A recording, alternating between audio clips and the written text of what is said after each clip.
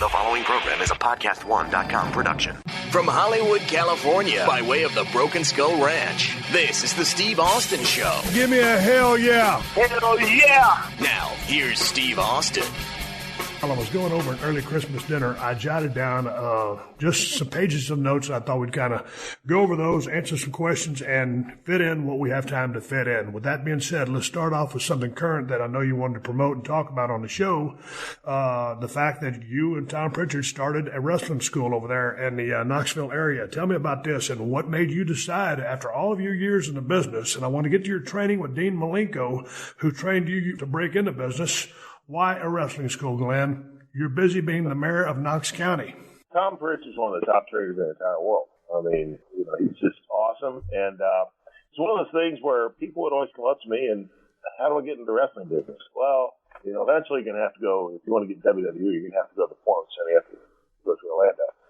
But, Booker's got a great school. Booker T has a great school in Houston. Lance Storm, of course, has a wonderful place out in Calgary. Well, those are in Houston and Calgary. And I thought to myself, Tom Pritchard is just sitting here in Knoxville. And again, he's one of the very best in the world. And I'm telling people, and again, those are guys that I trust. There's some others around, but, specifically those two guys. I'm telling people to go 1,000 miles. Why don't we just do it here? And I think it's going to be a great partnership. Tom's trained people like Kurt Angle and trained The Rock, all these different superstars. Really, for me at this point, it's about this business has been very good to me. Sometimes I worry about the pipeline of talent, so I'm sure you do as well. And anything I can do to help people get into it the right way, because there's a lot of people that aren't going to take you down the right path, and anything I can do to help folks get into it the right way, I think it's beneficial for all of us. And, that's really the reason why. I mean, for me, I thought it was really just a waste of Tom's talents not to be doing this. And that was the big motivator for me, really.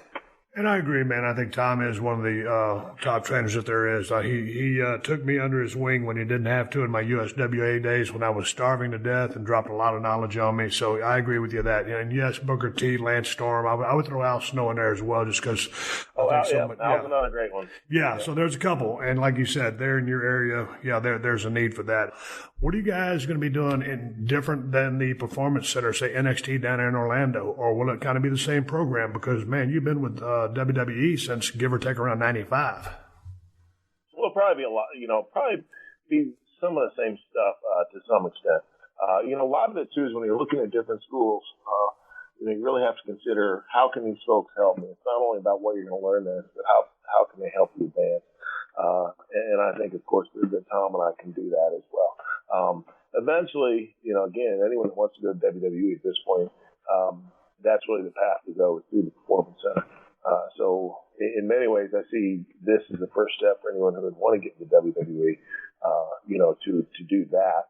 Then, of course, you have people who just want to get into the wrestling business, which is great, too. So one nice thing about all the stuff that's going on nowadays on the independent scene is it's really revitalized that independent wrestling. And, that's another pathway to go. But either one, really what we're hoping to do is give folks that are starting out, give them the basics, and that includes, of course, in-ring performance, promos, and that sort of stuff. And really nowadays, promoting yourself on social media, that's as important as anything, and making a name for yourself on social media.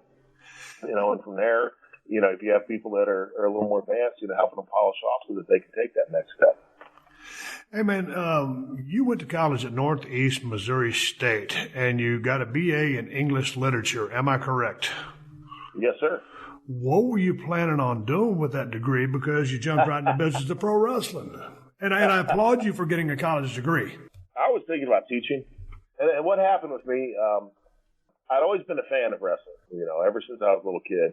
Sort of fell off in high school. We lived out in the country. We didn't have cable TV. It's one of those things, if the wind was blowing right on a Saturday night, I could watch All-Star Wrestling out of Kansas City, catch people like Bulldog Bob Brown and Ray Candy and every once in a while Harley Race. But that was really about it. I got to high school and go to my friend's house and we watch, get to watch NWA and WWF at the time. But I wanted to play basketball. I went to college on a basketball scholarship, and I did lift weights in high school. So I was a skinny kid when I graduated. Started lifting weights between my senior year of high school, my first year of college, my freshman year of college. And, I put on 30 pounds, I think, over the summer. And I just kept on putting on weight. So by the time I was senior in college, I run up and down the basketball court. I weighed 290 pounds. Jesus. And the football coach comes to me like, what are you doing? What are you doing, man? You need to play for me. It's a Division II school. It's a small school. I still had some eligibility left that I could play football. And, so I started playing football, man. I was not to toot my own horn, but I was a great football player because I had all those years of playing basketball. So I had the athleticism. I had the strength and the size and everything. I'm getting looks from NFL teams. I thought I was going to play in the NFL, and then I blew my knee out. First practice of game week. That pretty much ended my football career. And I was thinking, well, what else could I do? I'd always been a fan of wrestling. And Hogan was super hot, and I thought that I'd give that a try. And, I thought I could be good at it. And that's how I got into the world of professional wrestling. Dude, what is your shoot height and weight? I'm 6'8", and I weigh, right now I weigh about 290, 295. The heaviest I've ever been is about 320. You've always pretty much maintained your physique the entire time I've known you. I mean, and I've never really crossed paths with you in the gym because we traveled in different circles, and I was kind of running with the drinking crowd. I trained here and there, but you were obviously a little bit more serious about it than I was. What does your training consist of? I know how football players train, but once you got into the business, was it basic bodybuilding style training? Because you've always had that impressive physique that, as we'll go through a couple of gimmicks, but that really, made you the perfect person to be the monster Kane. Well, I appreciate that. Thanks. But I actually always, until my body revolted, I always followed I always did football training, man. My strength coach in college was a world-class powerlifter. He was actually, I believe, the first guy to break Bill Kazmaier's overall total in the bench press, squat, and deadlift at 2,400 pounds. So he was a monster. And we just concentrated always. It was squat, deadlift, and bench, and my motto was go heavy or go home. And I did that for years and years and years and years and years. And then, like I said, my body just started saying, I can't do that anymore. So I backed off the heavy stuff. I still lift weights. I do a lot more cardio now. But yeah, for years, man, that's, if I figured out I was going to go to the gym, I just lifted as heavy weights as I possibly could. Who was the guy that you just, you didn't drop his name, but that beat the 2,400 pound total? It was the guy's named John Ware. Okay, yeah, I'm aware. No pun intended of that guy. Yeah, that was my strength coach, my position coach in college. Give me three basic numbers. What you would probably total your best lift: squat, bench, and deadlift. I was never a great squatter or deadlifter. I was okay. I could squat probably about 600, deadlift about 550. I was a good bencher. My best bench was 525. That was straight, like no bench press suit or anything like that. That was just a raw bench. Dude, those are great numbers. Yeah.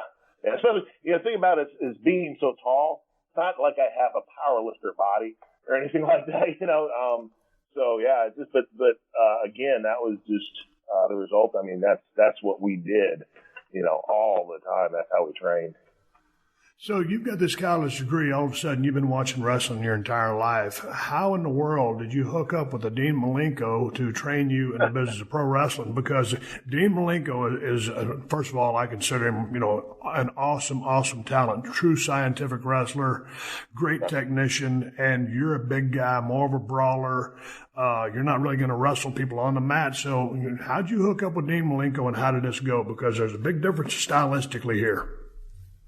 Sure. Well, I was working independence around St. Louis, Missouri, and just picking up what I could here or there. And I felt like if I was going to get serious about it, I had to be trained properly. And Dean's father was the great Boris Malenko. Larry Simon is his real name. Gave him a call. He had the Great Malenko's Wrestling Academy in Tampa, Florida. And I ended up relocating from St. Louis to Tampa. Just like all of us, held whatever job that I could, bouncing at bars or, whatever, so I could go to wrestling school.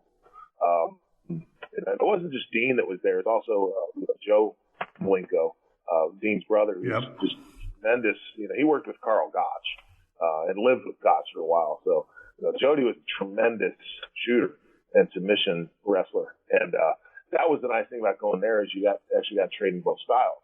And my first real gig in professional wrestling was working for Fujiwara Gumi in Japan in submission style wrestling. I would go over about once a month, and they had their matches were like I guess the old UWF from Japan, I think, where you had guys like Fujiwara, and it was a different style. But this was straight submission wrestling. And that was what I did initially through my training at Malenko's, and then I was actually ended up going to Puerto Rico for 9 months, working for Carlos, and then came to Smoky Mountain Wrestling with Cornette. And at the time, Smoky Mountain was really a door into WWF. They had Cornette was working with the Heavenly Bodies, and they were doing stuff on WWF TV with the Rock and Roll Express. And I was fortunate enough to, work with Ricky Robert and some of the other great performers with Cornette. Okay, you're working over in Japan. You're doing some very interesting type stuff there. And then with the submission game, and all of a sudden your big ass goes down to Smoky Mountain. And, that I love Jim Cornette. He's one of my favorite managers of all time. He's probably got one of the brightest minds in the history of the business. So all of a sudden, this 6'8", 300-pound guy, shows up down there. What? I'm looking at a list of names. Which one of these names did he drop on you? Was this the Mike Unabomb gimmick? Yeah, it was just Unabomb. Just Unabomb. Yeah, you left off the ER because you didn't want to do any gimmick infringement. Exactly. Yeah. Well, that was on Cornette. He just thought it was a cool name.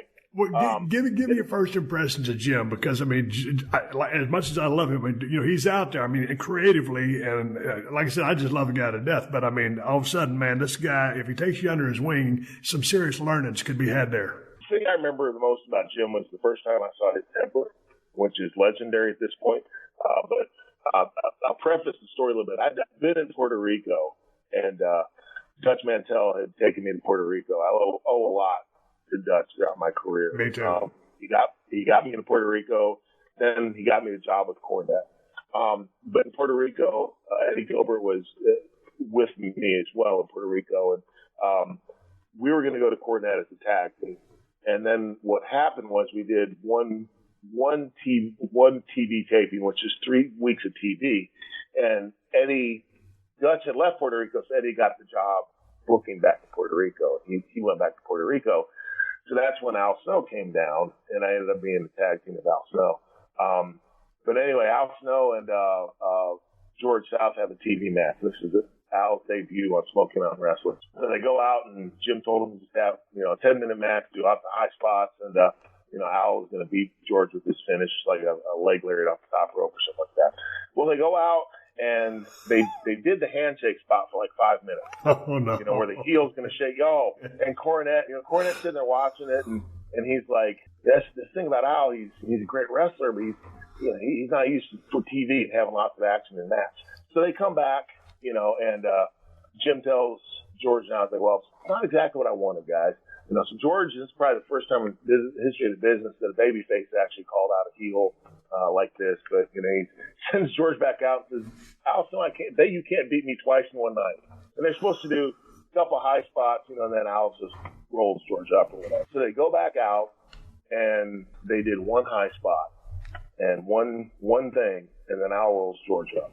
And Cornette he was like a volcano. He slowly starts cursing. Everybody's leaving the room, and I'm sitting there like, what is going on here? All of a sudden, his face starts changing all these shades of red, and finally it's just purple. And he's throwing stuff and going off, and I'm like, what in the world is going on, man? And then here come Al and George, and Jimmy just swallows and looks at him, guys, that wasn't exactly what I want, but I'll make it work. And I was like, man, that's what I knew I stepped into a bit of a different world than what I was used to. You got into the WWF at the time, now WWE, in what, mid-1995? Yeah, yep. Okay, now August of 1995. Okay, and you also got married in 1995. Yeah, about the same time. And you are still currently married to your wife from 1995. Yeah. Okay, now she's known you. You'd been in the business since 92. Y'all get married in 95. All of a sudden, little Smoky Mountain, and boom, you're away to the big show. You're going to New York. And that's the big time. So what has been your wife's take on all this, as long as it's lasted? And I didn't even know that you guys sold insurance on the side down there, and now you're married. But what was her take on the business way back in the day when all of a sudden, I mean, because, dude, it's hard to stay married in this business. So what is your wife's take on the business of pro wrestling? Well, she's just very grounded. And, she never got involved in any of the drama, which I tried to avoid as well. Because that's really, I think, what does it, right, is we all have to remember that we're just people doing a job, at the end of the day. And, a lot of times the guys talk about how hard it is to be on the road, and it is to be away from family, but it's just as hard on your family. And, I've been very fortunate because Crystal is, she's very strong. And like I said, she's just grounded. I mean, she's not afraid to just tell you something's BS, and she understands all that stuff. Right. So, she just never bought into any of the things that kind of go along with stuff. I think that, when people start thinking that, I don't know if it's that they're bigger than the business or, that the whatever defines them, that they're a superstar. And Crystal never bought into any of that stuff. That's probably why I never did either, because she wouldn't let me, frankly. It's that's why, and also, I just made a commitment, and, no matter what, that our relationship has always been the most important thing, more than my career, more than anything else. Even though it's hard at times, but it has been. Hey, man, tell me about your debut, or tell me about the phone call or the meeting in person, because when you started that Isaac Yankem DDS gimmick, I mean, and mister, I've had a bad gimmick or two. I got a phone call from Vince McMahon, and he pitched me the ringmaster, and I had a mortgage, and I had some kids, and I needed a job, so I went up there. But I didn't want to go up there, but I knew I needed to pay my bills and not go bankrupt. You're there before I am, and I remember watching. I'm thinking to myself, man, who is this big ass guy? I mean, because he's got a great look, he's very intimidating, but this gimmick, not so much. He's a dentist. Yeah, and this is kind of when, kind of on the back end of those hokey days, because a year or two before this, I remember a guy slipping on banana pills, literally, really slipping on banana pills in finishes. And this is when I was in WCW. And of course, I knew WWF was the big leagues, but when I was watching some of those finishes, I was like, oh man, I would be embarrassed to be doing that. So real gimmick heavy here. And so you go in as Isaac Yankem, and all of a sudden, I mean, you're in the big leagues. This is a great opportunity. But tell me what you were thinking when they pitched you that, or tell me it was your idea. It wasn't my idea. No, man, I was, another guy that I owe a lot to is, of course, Jim Ross. And, Jim Ross was on hiatus from WWE, but going back, but he was working as Cornette's commentary, announcer. I mean, within a month or two, of course, I'm a big guy, so JR, likes big guys. And, immediately he got me a trial with New York, with WWE. So I was super excited, man. Had my tryout match with Reno Riggins. And, of course, Reno, great worker, made me, fantastic. And within literally a couple of days, Cornette talks to me, and he's like, man, they're going to sign you. They want you and everything. So I'm like, awesome. This is exactly what I want to do. So I get a call, and they want me to come and meet with Vince, and time J.J. Dillon was head of talent relations. So I fly from McGee Tyson Airport in Knoxville, Tennessee, fly up to LaGuardia. And I'm a country boy. I had never been in a limousine before. So I'm thinking to myself, I have made it. I am a WWE superstar. It don't get no better than this. Take me to the office there in Stamford, Connecticut. I'm sitting in the room talking with JJ. Vince walks in. Well, hear all this stuff about Vince, like he's an evil genius, and he's going to get in your mind and, figure out what you're thinking and all these stories that you hear about Vince. So we're sitting there, there's some small talk, of course. Everything's going well. And then Vince asked me, he's like, Glenn, have you ever been afraid to go to the dentist? And I think this is one of these things where he's like, I'm going through like a personality test or something. So, right? So I'm like, well, no, sir. And he's like, I've always had this idea for a wrestling dentist. Isaac Yankum. Yankum. And then he starts doing the Vince laugh, right? And yeah, exactly. And I'm looking at it, man, this individual in this business that I am trying to, like you said, to break into the big leagues. And I'm sitting at him and I just have, I guess, a blank face. I'm not trying not to react. And then he looks at me like, think you'll be great for it. And then he walks out. And I'm sitting there, man, and I went from like on top of the world to feeling like the world had just fallen on top of me. Because I'm like, a wrestling dentist? And then how am I going to pull this off? And I get home, man, I talked to Cornette. I'm like, man, I just don't know about this whole dentist thing. He's like, oh, it'll be fine. That's just his first thought. They'll come up with something cool.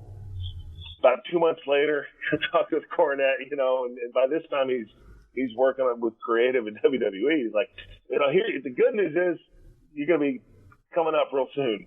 The bad news is it's the dentist. And I'm just like, oh, man. But I'm just like you, it's what was I going to do? I mean, if I had, if I wanted to advance my career, basically I had to take the shot, and it just got worse. I mean, I had to put paint on my teeth to make my teeth look decayed. And everybody else had this cool music. I got a dentist drill. And I'm just like, golly, man. And frankly, I wasn't ready to do it. Here I am watching guys on TV like The Undertaker.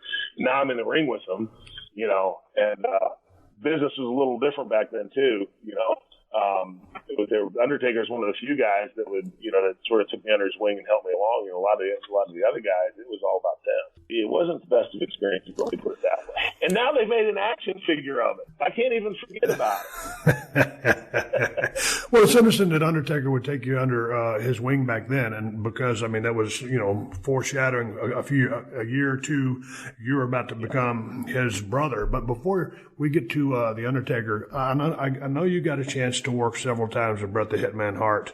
What were your thoughts on working with him and him as a person? Because he did a lot for my career. How did you find him in the ring? Well, the thing about the Isaac Yankum character was, despite the fact that I never considered it a success, it was a success and it got my foot in the door. And, and showed Vince I had a work ethic. I wanted to do this. It just wasn't the character for me. The gimmick just wasn't something that I felt comfortable doing. But I had the opportunity of working with people like Bret Hart, legitimately one of the best of all time. Yeah.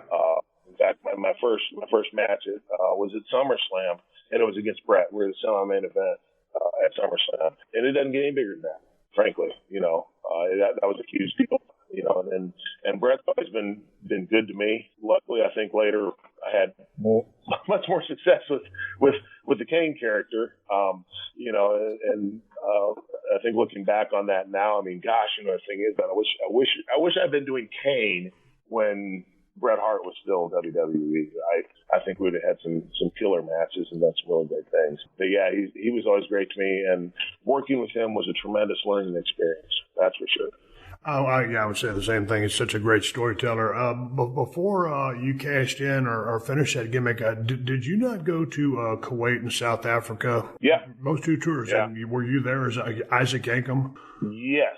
And if you remember, dude, those were two pretty crazy trips. And I don't think you've ever been a drinker. But when we went to Kuwait, couldn't have any alcohol. A lot of the boys kayfabe alcohol over there. And then when we went to South Africa, it was Rib City. Everybody was wearing ribs. I think everybody was playing ribs on each other. I think one time I was working with Shawn Michaels, and I taped up my arms with pink tape like the Ultimate Warrior would have worn, and my arms weren't near the size of his, but there was just a bunch of ribs going on. Do you remember those two trips? Anything stand out? I do.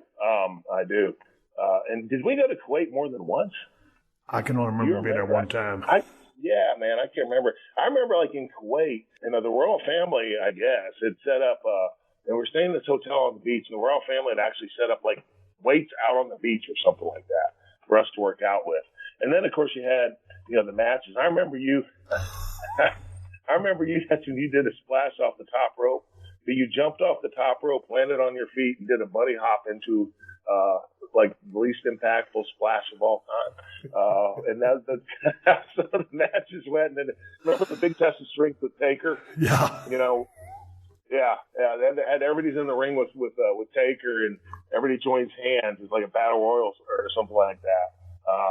You know, and yeah. It was like an 8-man test of strength, and you had to break the chain to jump in. And it was the most ridiculous thing in the history of the business. It was awful. And I don't remember really going back because I believe that was one of the times we were trying to kill the territory. I say that in jest.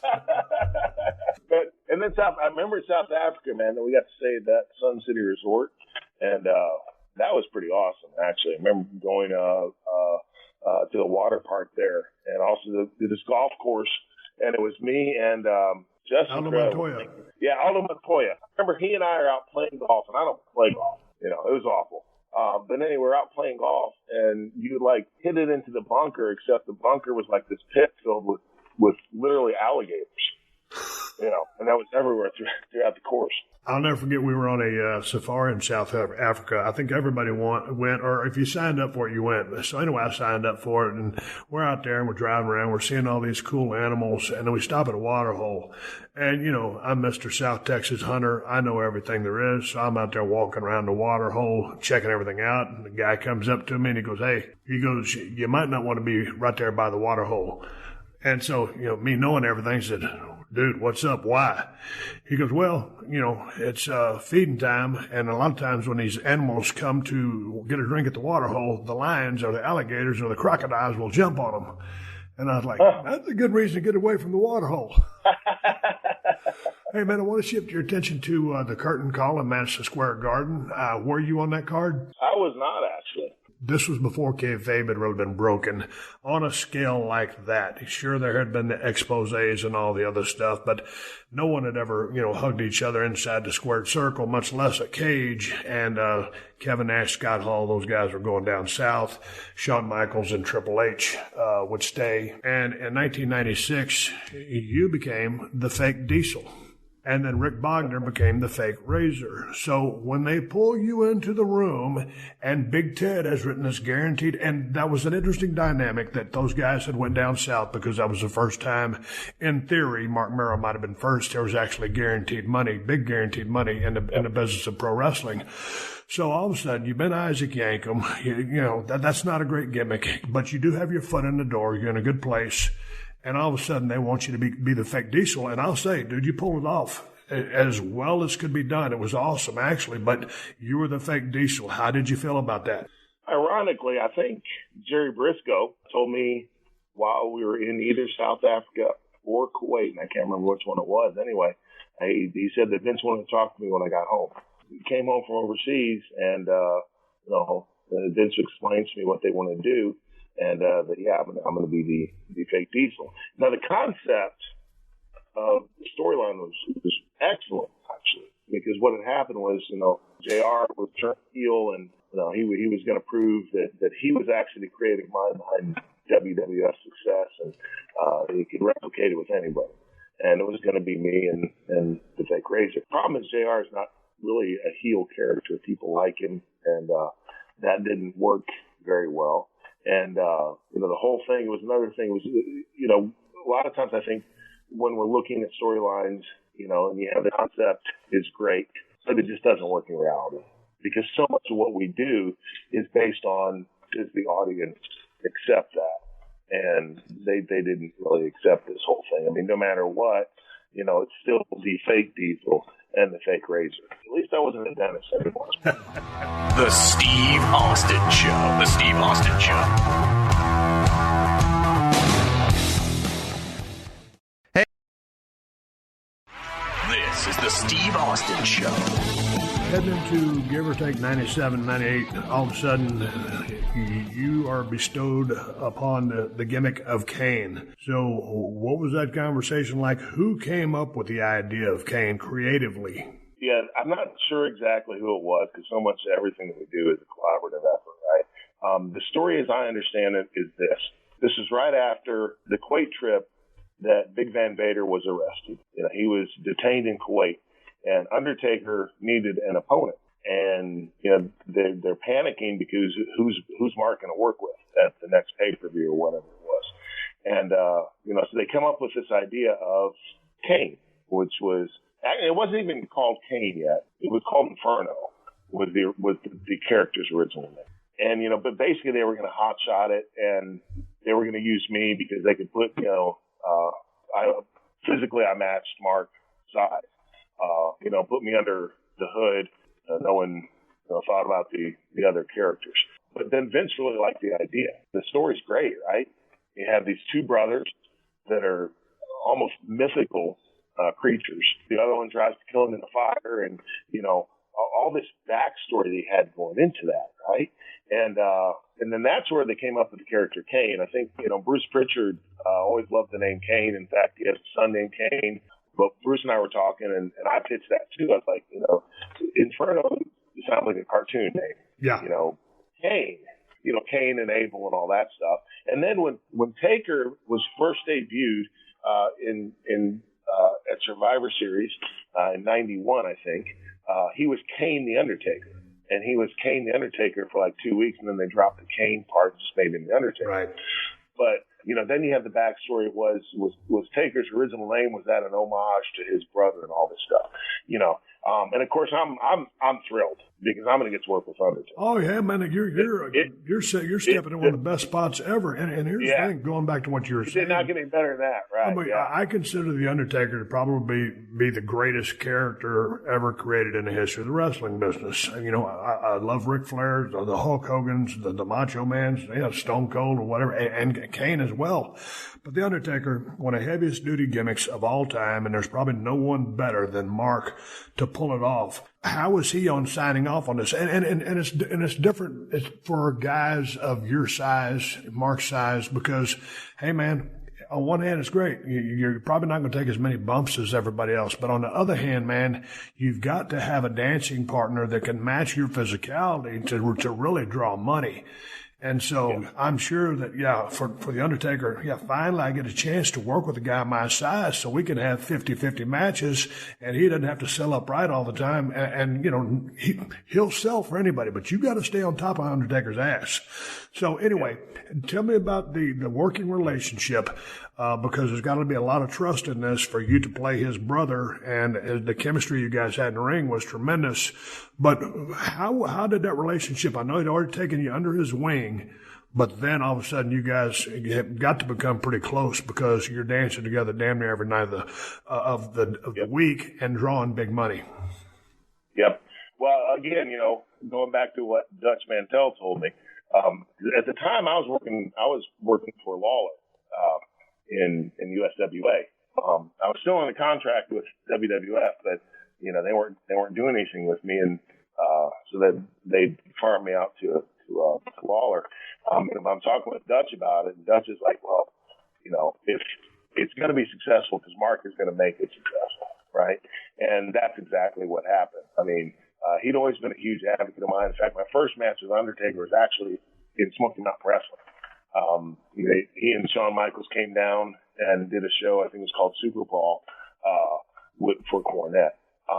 And as you say, you know, he saw a big guy that, you know, I think that he felt that he could draw money with.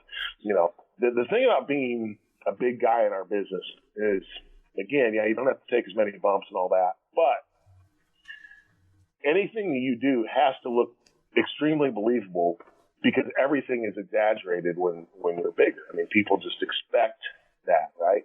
So that's sort of the drawback of it. And yes, you have to know how to be vulnerable. You have to know how to sell in the right way or to register in the right way and all those things. But I was very fortunate because Mark was all about the whole thing, you know, and just tremendously helpful. You know, in fact, it was one of those things where as it got to rolling, you know, you'd have egos that play every once in a while, right? And someone would maybe not want to do something that they needed to do. And basically I would tell them, look, you can either do this or we can talk to Taker about it. And inevitably they did what they were, you know, they did what I was asking them to do. It was also, you know, Mark understood too, that success in this business, when you're in the ring, it is like a dance. I mean, it takes two people, to succeed. And, he was always all about it. And, as much as anything, the plate or the table was set for me, dude. I'm going to go in there with the Undertaker. Paul Bear had been talking about Kane for months before Kane ever came out. All this stuff that was just set up that Kane was going to be successful. I mean, and I was just fortunate enough to be, the guy that was in that position. And then to go out there with, Taker, first match in Hell in a Cell, Undertaker versus Shawn Michaels, which had never happened before. I'm involved with that. It was just one of those things, man. I couldn't have written a better story than that. I know you'd already been working on the submission stuff. You've been going over to Japan. So obviously, like you were just saying, as far as selling, registering, there's different levels. But then all of a sudden, when you turn into Kane and you're working with the Undertaker, did he pull you aside? Because even though you were a big guy then, you weren't really a big guy with stroke. Now you're working with a made guy who's the Undertaker, and there's been probably no one that's been more professional or cool than that guy, and a respected guy in the locker room because of his cool and calmness and just the way he thinks about the business, his whole approach. Did he just say, "Okay, dude, you've been doing great, but now you're my brother. You're working with me." There's that rub there, which you've got to hold up your end of that, or what you're going to be doing with Mark is not going to matter. Did he have that conversation to you as far as selling and how to conduct business with smaller guys? We'd already had that conversation about 2 years ago when I was Isaac Jacob, and that's a lot of the reason that when I got the fake Diesel character, it was a lot more successful because I realized what I had to do. And it was, because Mark had already had a conversation. But yes, after, the Kane deal, it wasn't like he, ever sat down and said it, but, I understood. And a lot of times, again, I'd mess something up and feel bad about it. The reason I felt bad about it is I let him down, and he had invested so much into the character. I mean, my first night, I dropped him. I mean, I tombstone pile drive the Undertaker, and that never happens. That made me right off the bat, and anything that I would do to mess that up hurt him because he had done that for me. But I would go to him every once in a while and say, "Hey, so-and-so wants to do this." And it was just counseling that, well, he'd tell me, like, do whatever you want to do, but I wouldn't do that if I was in your spot. Right. So, that was awesome for me. But yeah, and then Shawn, I remember, right before we did the deal at Royal Rumble, I guess, 98, Taker and Shawn had a casket match, and we had actually teased unification of Kane and the Undertaker right before that, leading into that casket match. As you had morphed into Kane and started doing business at a high level, how did your working relationship with Vince McMahon change? Because obviously, I always tell people this, and from your first meeting in there, you go in there, you meet the guy, you've heard all the stories. He's a third-generation promoter. He's an evil genius. He can take someone with some problems, spin them around, and they think they've got all the problems solved, and they walk out and think, "Hey, man, I didn't really get a chance to settle what I wanted to settle." He's just a master of psychology. And so I learned from my ringmaster days to when I turned into Stone Cold, and then as I started getting hot, my relationship with the man became much closer, even not only on a professional level, but a personal level. And I've always told people I've learned more from working for Vince McMahon than I did in 5 years of college. So how did your relationship grow with Vince? Because he can be a very intimidating figure. Well, I feel the same way that you just said. It's the same for me.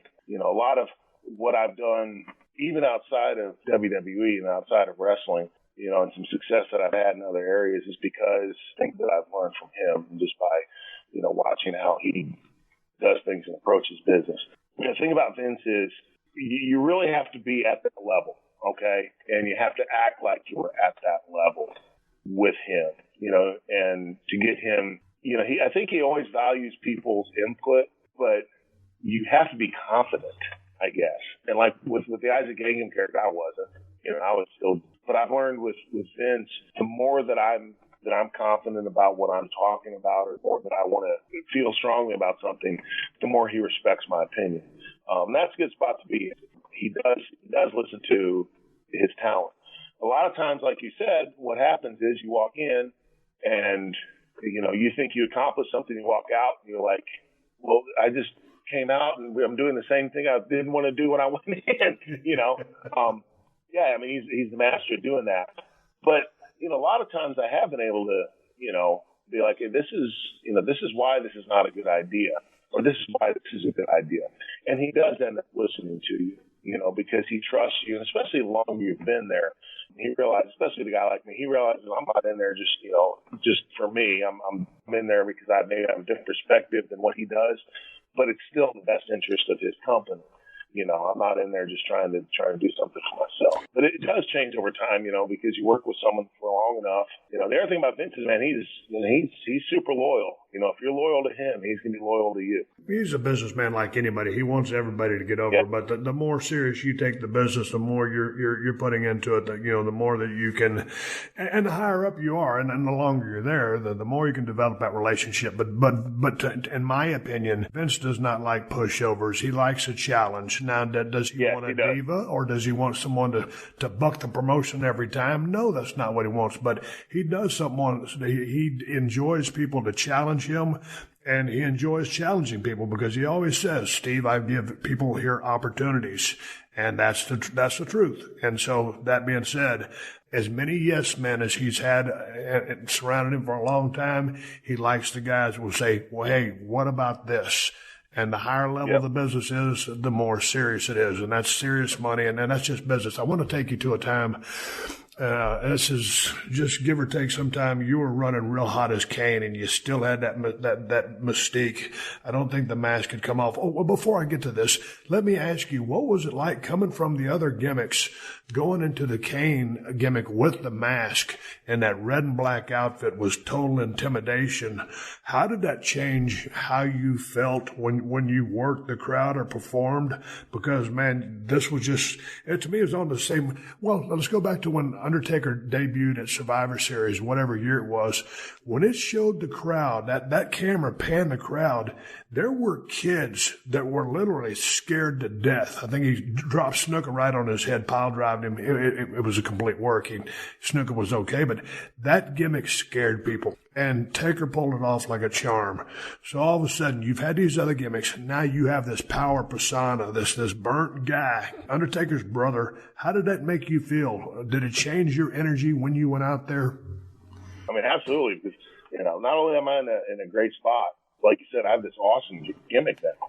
And people bought into it. I mean, from the very beginning. And, it wasn't one of those things where you have even this baby face or heel thing. It was just cool. Right. And, it was awesome. And it did change my energy. It changed my outlook as a performer because, you always have that part of you that, kind of has to buy into things to be able to pull it off. Right. Yeah. And I was able to buy into this, man. The Steve Austin Show. The Steve Austin Show.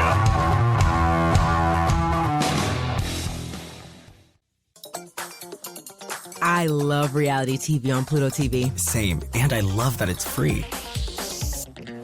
It gives me the freedom to watch Bravo's Real Housewives Vault channel. I'm totally free to watch Bad Girls Club. I'm free for Jersey Shore. Love and Hip Hop, I'm free all day. Survivor, I'm free all night. With hundreds of free reality shows, you are totally free to watch what you love on Pluto TV. Pluto TV. Stream now, pay never.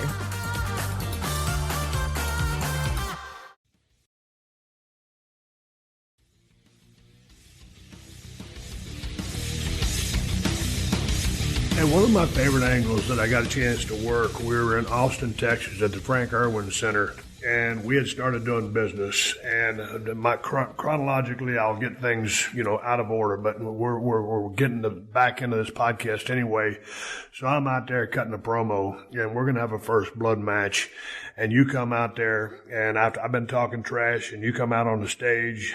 You put your hands up in the air or whatever, put them down, and man, from the ceiling, I guess about 100 gallons of red syrup coated my ass, and I wore a white shirt on purpose because I knew what was going to happen. And I'm standing there, and I'm just a bloody mess of blood, of syrup, candy syrup, and the crowd can't believe what they've just seen.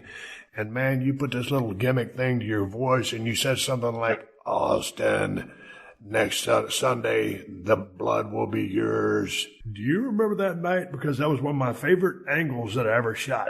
Absolutely. Because, what I said was, if I didn't beat you, I was going to set myself on fire. Yep. And then that whole thing, and I mean, that was just the great stuff, right? I mean, we were doing really edgy, really cool stuff, and that was like straight out of the movie Carrie, with when she gets soaked with the pig blood and all that, and it was the same thing, except it was live on, live TV, and it was awesome, man. And I remember too, I mean, just the whole thing, and we had Taker intertwined with that, and Mankind intertwined with that, and of course Paul Bearer. That was me too. That's some of the most fun stuff I've ever done. And the thing about it was, before we got into that first blood match, I guess I had been working with Mick Foley. I remember we headlined the Houston Summit. There was about 18,000 people there. There was, man, everywhere we went, every single night of the week was sold out. I was working with Mick Foley. This is one of the few times my mother and my father came to a match to see me wrestle. They just weren't really into the wrestling thing, but they always supported me, whatever, I did. And when I came out of the ring with Mick, I had the chills. I couldn't stop shaking. And hell, I had a staph infection in my right arm, so they take me to Herman Hospital, and basically I'm laying there in hospital for 3.5 days getting antibiotics. And the next time I work, that's with you in the first blood match. There's a problem. I mean, because I'm looking forward to working with you, but when I'm working with a guy who's 6'8", built is 7 foot and 300 pounds, and who wears a mask, it's going to be hard for me to bust this guy open. So I'm going to say, okay, work the back of his head, do something, but here's the problem. We were the main event. I always loved to be the main event. It just happens to be in the semi-main was two cats named Mick Foley and The Undertaker in a Hell in a Cell match. And those guys absolutely ripped the roof off the building, not only the building, but the history of the business. That was one of the greatest, craziest matches of all time, and completely stole the show. And so they go out there, all this physicality, all those bumps, all the thumbtacks, everything. And then you and me go out there for our first blood match. And, dude, we worked our asses off. We tried real hard. The crowd got into the match, but after what they had seen, it's sometimes it's just one of those nights at the office where you can't top that semi-main or whatever was in front of you. Do you remember how hard that night was, or what was your take on it? Because you might have been like a kid in a candy store. I thought it was really, really hard. I always tell Mick he has tremendous heat with me because I won my first world championship that night, but all anybody remembers is him flying off a cage twice. And I'm like, I won my first world championship. I'll never forget, man. I'm standing back at the monitor, and this was before we had, the big, huge, nice field position we have now. Basically, you have Vince is sitting there across the table with monitor, and Briscoe, sitting at a monitor calling times. So Mick goes off the cage the first time, and everybody's like, good Lord, he's gonna kill himself. And then he goes through the cage, which, of course, that's another story. But anyhow, man, Vince looks at me, okay? I'm still kind of new in the business. I mean, I've only been in for a few years. And I'm going to go out and work with you. And, you're the hottest thing going. And Mick is supposed to come out at the end of the match. Taker's supposed to come out, and the deal was, Taker swings the chair, Mick, and think misses, hits you or whatever happened. But in any case, so they're supposed to come back out. And Vince looks at me, and he goes, if he can't make it back out there, you're going to have to figure out what to do. And I'm like, me? How am I going to figure out what to do? Are you crazy? And yeah, it was hard because no matter what we did, I mean, how do you top all that? And I think we did get him by the end, but still, I mean, it was a hard night for us. I mean, it was a night that redefined our business, because of what Mick had done. But it was a hard night for us. But I'll tell you, man, I won my first world championship that night. But the night that actually stands out in my mind was the next night in Cleveland. when it was you and me again, we have a rematch. You come down to the ring, and you basically, insult me and talk me into a rematch, which Vince is standing there, Mr. McMahon, and he doesn't want me to do it. And finally, I agree to it. Man, if you remember, that was the most electric crowd I have ever been in front of in my entire life. I mean, it was Gund Arena, packed to the rafters, and it was just like electric, and that was a truly amazing night. And when people say we only have the championship for one day, I'm like, man, it doesn't matter, because it was the next night. It was losing the championship, which actually stands out to me a lot more than I did when I won it, because that was a phenomenal night. And, everybody was there to see you beat me, to see you win the championship back. And it was just a phenomenal night. So really, I remember the night in Cleveland, which is the night after Pittsburgh, much more clearly than I do the Pittsburgh night. Dude, I just remember that being a hot crowd. It was unbelievable business. It was unbelievable. And then I caught some. I think I was on YouTube. I was watching a couple of clips of us, and I guess I got a few of them out of the chronological order. I guess people think, well, why was Kane the world champion for just one night? It's like, well, hey man, that's just things were so hot. That's just what we did. I didn't really care who was the champion. It was cool for me to have the belt, but whatever. That was a booking decision. I remember going back to that match after Taker and Mick had done all that stuff, and Mick had fell on his head. I know he was concussed. He was lucky he could even walk. And then Taker had obviously been through the ringer as well. And then here he comes down there. I think I hit him with a stunner or something in the match. And then, of course, I roll out of the ring. As I'm rolling back in the ring, it's a timing issue with me and the Taker. And I'm picking up my chair. He swings his chair, which is a perfect shot, double percussion, boom, it's color. I've got a face full of blood. You go over. So the rematch, I win the belt back. But I've been watching, someone sent me a clip on my email, and this is from Joe Louis Arena when I drove the Zamboni to the ring. Yeah. Vince was about to present you. What title was that? That was the same storyline? That was the one No, that was a little on further down the line, and it was a match where it was like a triple threat, me, you, and Taker, and it was like in Hamilton. That's right. Yeah, and we'd end up like double pinning you, and we were co-champions or something like that, something strange. And sure enough, Vince is about to present us with the belt. Here you come rolling out in the Zamboni machine, hit the ring, the whole ring moves, and you jump over the top rope and do the fez press onto Vince. It was just awesome, dude. It was great. My question is, I had to rewatch that, and as I'm rewatching it, because I've forgotten so much of my career, it's been a long time, and I said, hey, wait a minute, there's Kane in the ring. And so, I put it out of order, but so my question, everybody was like, why didn't Kane attack Austin? Why didn't Kane attack Austin? Well, it wasn't in the storyline. But what are you thinking? Because sometimes creatively, they have a way to make you disappear. And I've disappeared plenty of times myself when the spotlight wasn't on me. You just walk up the ramp and they don't shoot you because you walk out of frame. I think what happened was there were just so many people in the ring. I don't remember why we didn't jump you, frankly. I think it was because there were just so many people in the ring that security grabbed you and pulled you off or something, but I'm not exactly sure why we did. Plus, everybody likes to see Vince get beat up, so that probably it. Oh, he had the greatest reactions in the world. Hey, a couple of questions. We're going to wrap up this podcast. Kane, in your illustrious career, and I know you still wrestle occasionally, but what is the worst injury you've ever suffered? I have been very fortunate. The worst thing I've ever done is broke my hand in the ring. I'd had an injury coming in, hurt my back, a couple times, but nothing that put me out for a long period of time. But and just one of those things, man. I was jumping off the top rope, doing my clothesline off the top. Yep. Devon Dudley was my target, so I was blaming it on Devon, although it wasn't his fault at all. But I still say that he did it.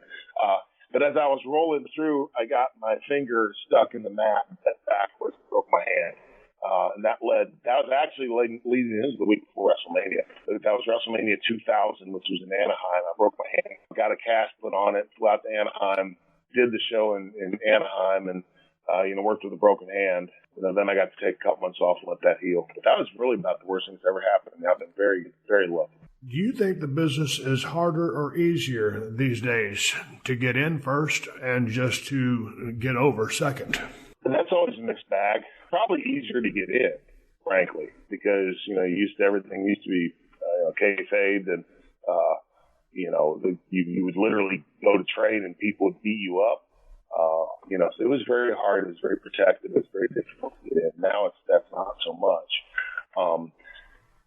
But now I think it is harder to get over. Fan base is a lot more sophisticated now. Frankly, when I go back and watch stuff that I watched as a kid, it's terrible. But when you're watching it from a technical perspective, it wasn't very good. And now, you have a very sophisticated audience, and a lot of people are extremely critical of everything. So I think that makes it more difficult. On the other hand, you can promote yourself through, social media, which you didn't have the ability to do before. That helps. If you're fortunate enough to get into WWE, it's hard, because nowadays the guys don't have as much freedom as we used to have, to be able to go out there and just do things on their own. And the reason for that is, it's a TV product, and also a lot of the guys that come up don't have the experience to be able to do that. So they're not given that leash. We always say, well, you have to take a risk and you have to take a chance, but it's just very difficult to do that. And last question, any advice you would tell someone coming up in the business? They're already in the business, maybe they got a year or two under their belt. General advice that you'd give somebody? Well, the Jacobs Richards Wrestling Academy is there as a finishing school if they need that. Certainly can give us a call. But, it's a good plug. On a serious note, who you take on as mentors and who you listen to is extremely important. That can make or break your career. And the thing is, you're always going to be learning. I still learn stuff like all the time. When I'm active in wrestling. But I think the most important thing is just you make sure that you try to find quality people to work with and quality people to learn from. I can't tell you how important that's been for me in my own life. If I hadn't had people like Dutch Mantel, like, Dean Malenko and the folks at his school, and Jim Ross, Jim Cornette, and then so many others throughout my career, Undertaker, I would have never gone anywhere, And I think that's the most important thing, is just building up that network of trusted people that you can listen to and learn from. And, then that'll give you the best chance you possibly have.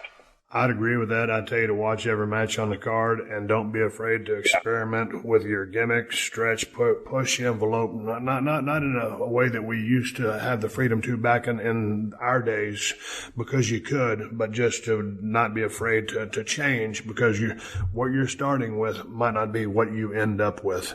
But to end the podcast, man, if we ever get a chance to cross paths in person, I'd love to sit down, because we just glossed over a few things on Skype. But I want to ask you a lot more. Last chance to plug anything on the podcast. Let's talk about your school and where people can find you on social media, and good luck with everything else you got. So go ahead. Yeah, sure. The wrestling school is actually at JPW865 on Twitter. The website is jpwrestlingacademy.com. My personal Twitter is Glenn with 2 N's, Jacobs, TN, on Twitter. I've had a great time. Again, this is wrestling business and professional wrestling business. I think it's the greatest business in the world, and it has been just very good to me. And I've had the opportunity to meet so many wonderful people. The best thing, and seriously, the best thing now is when someone comes up to me and just shakes my hand and says, "Thank you for all the years of entertainment." And I can't tell you what that means to me.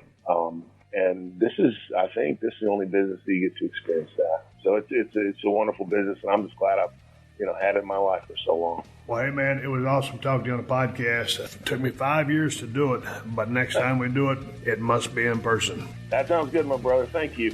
Glenn, take care, and good luck to you and Tom with the wrestling school. I know you guys are going to crank out some great talent, and obviously, probably between the two of you, 60 or 70 years of experience. Thanks, man. I appreciate it, Steve. This has been a PodcastOne production. Download new episodes of The Steve Austin Show every Tuesday at PodcastOne.com. That's PodcastOne.com.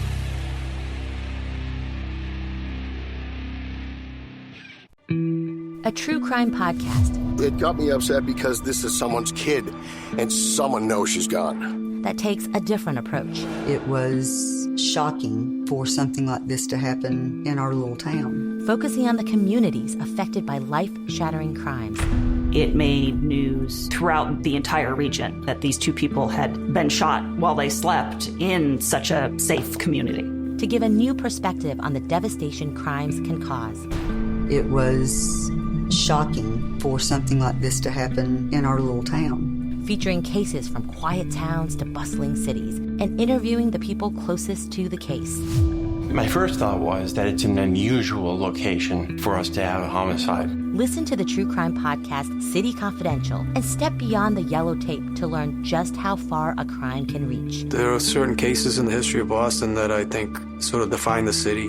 I think this is one of them. New episodes of the City Confidential podcast are available every Thursday, available wherever you get your podcasts.